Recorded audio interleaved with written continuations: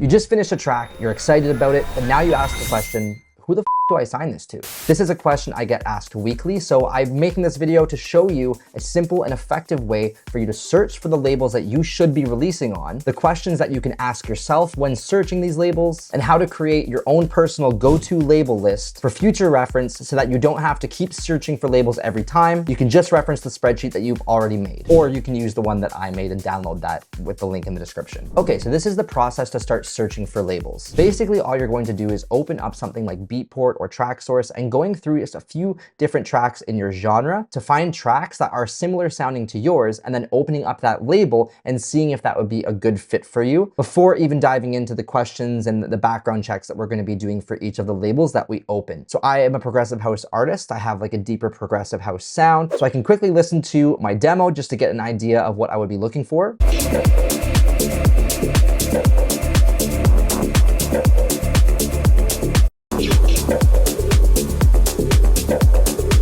So now I'm going to go through different tracks, and if the track sounds similar to the one that I'm trying to sign or similar to my style in general, I'm going to open that up in a new tab. It's a bit houseier than I would personally write, but for the sake of the video, we're going to open that up. Love Jamie Stevens, love Bedrock. The next track is a bit too housey, so I would ignore that one. I'd go on over to maybe this guy J track. Okay, I'll open up that track and we'll do two more. Radius, and let's open up another Storm by Mike Risch. Shout out to all these artists, great track. Okay, so now that I have these tabs open, and you can do this for 5 or 10 different tracks, I'm gonna go in and I would listen again to decide if this really is matching my track. And then if it is, I can open up the label itself. So then I go to Bedrock Records and I can listen to a few more tracks on the label. So I'm on the label page now. So this has already brought me from the track to the label. Maybe I didn't know this label, or maybe it's something that I'm familiar with, but either way, now I have this label open. I'm gonna do that for a few more of the tracks. So we'll go to the guy J, Early Morning is the label, UV is the label here, and then Mango Alley is this label here. So I'm gonna listen to a few of the tracks here and see if this is a label that I think resonates with my sound. So let's just say this one is a little bit too heavy for me, but I liked Early Morning, I liked UV, and I really liked Mango Alley. So now I wanna go in and choose a few more of the artists from those labels. So I'll close Bedrock and I can go into, let's say this track here really felt like my style. I can open up the artist into a new tab, and over here, Roy Rosenfeld is another artist. So I can go here and check out these tracks. And if any of these tracks sound similar, I can keep piggybacking off it like that. So let's say Cocoon Recordings, let's listen to this one. Okay, I can say that, yes, that sounds like me. I can go into Cocoon Recordings, and this is a new label that maybe I don't know, and so on. You keep doing this until you have a bunch of tabs open. Do the same thing with Roy. I can go to this label, and let's say, you know what, it's actually not my style.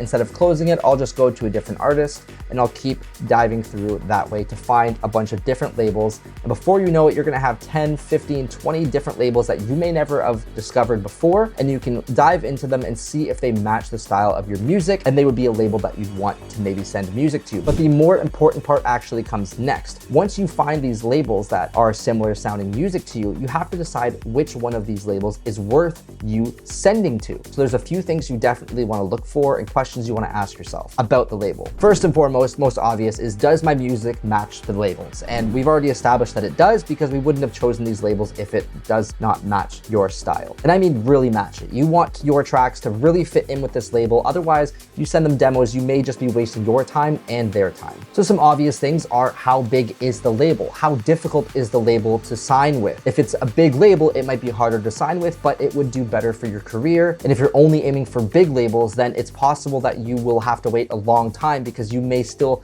get rejected over and over again from these big labels. But if you aim for smaller to mid-sized labels, they'll be easier to sign with, but they might not do so much for your career. So it's a bit of a weight that you have to balance yourself and figure out what works for you. My advice is that if you want to start with the biggest label first, if they say no, go down to the next tier and down to the next tier. It's a long, painstaking process, but it is probably the most beneficial, because hey, if you never try, then you never know if they would say yes. So who else are they signing? You want to be looking at the artists that are on the label and if they resonate with you and if they're good artists that you want to set your name next to. I would be honored to set my name next to Guy J, Sebastian Leger, and Roy Rosenfeld, but that means it's probably very hard to get onto this label, and it would take a lot of hard work to achieve that. If they're artists that you don't know, that you've never heard of, or they're very small artists, then maybe it's not a label you want to associate yourself with, because maybe they have a much smaller following and you want to aim for something bigger, or maybe you're still a beginner and you want to get into those lower tier labels first just to get the ball rolling. Either is totally fine, but it's up to you. What is your goal with the release? Are you signing to a big label because you want the publicity, or a smaller label because you just want to get your foot in the door and start signing music?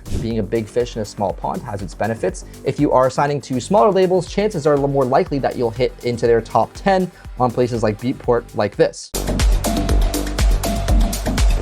How often are they charting on places like Beatport or TrackSource? You can use websites like BeatStats to actually check how well the label charts in Beatport's top 100. Labels that chart more typically tend to sell more tracks, and maybe those are the ones that you want to aim for. Alternatively, you could go to Spotify and see how many of the label tracks are placed into playlists on Spotify to see how the streaming does versus the sales, depending on what your end goal is. More sales versus more streams. Will this label help you with more than just music? Do they do events? Do they do tours? Do they have good branding power? Will they invite you onto a radio show? A lot of labels are hosting their own parties and events, and if you sign with them, you're more likely to play at those events. Do they actually promote their release on their social media? Check their Facebook, Instagram, everything to see how well they actually promote the release, because this is really important in actually reaching the most amount of people when you release your music. The last question you should ask about the label is, how big is their branding weight? If you sign with a really big label, it can really help your career get started, but if it's a smaller label, chances are it's not going to do much. Don't expect to be a superstar overnight, but I will say that when I signed to a specific label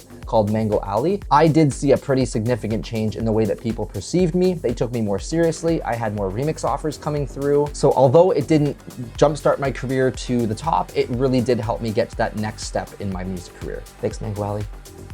This is the template I made for the video. So I have the label name, the genre, subgenre and styles, common artists that release with the label, and then common supporters. This is a question that I should have mentioned earlier that you can ask about the label. You can actually see who supports the tracks from the label. And if you want your tracks to be played out by really big DJs, that's something that you can look for when choosing a label. If you go to a website like 1001 Track Lists, you can search the different labels and find tracks from that label and see who is playing it. So if I go to Leave the World Behind by Maze 28, which is on Mango Alley, if I scroll down, I can see that Paul Thomas, Das Pharaoh, Red Space, Louis Demora, all these artists have supported this track. And if these are artists that you resonate with and want playing your track, then that's something to consider when choosing which labels to send your demos to. Some other things like tempo, how similar it is to your style, the size of the label, how hard it is to sign, and then you have a contact as well as a demo submission email. And then if you've contacted them, if they've replied, and maybe you've already signed with them in the past. The last thing is a reference release. So if I want to just quickly hear what the label sounds like, which I think is the most realistic of their sound, I can click on this link here and it will bring me to an EP that I think sounds most like that label. You could also hyperlink the labels here so that when you go into the label on the left, you can just bring up the Beatport page and take a listen and take a look at the label on Beatport. Of course, it takes a few minutes to fill these out, but once you have 20 or 30 different labels, it's going to save you so much time by looking at this information and choosing which labels out of this list that you might want to send your music to instead of just constantly going back to Beatport and searching. I'm going to also put some more information in the description of questions you should ask the label once your demo has been accepted by them, so you can check that out too. Oh, and there's also some free checklists, sample packs, presets, and more in the description, so I just recommend checking it out. There are some really valuable things that you can do to ensure that you get a reply from the label, as well as getting your track signed. I cover those in a video, which you can watch right here next, which I highly recommend if you plan on sending demos anytime soon.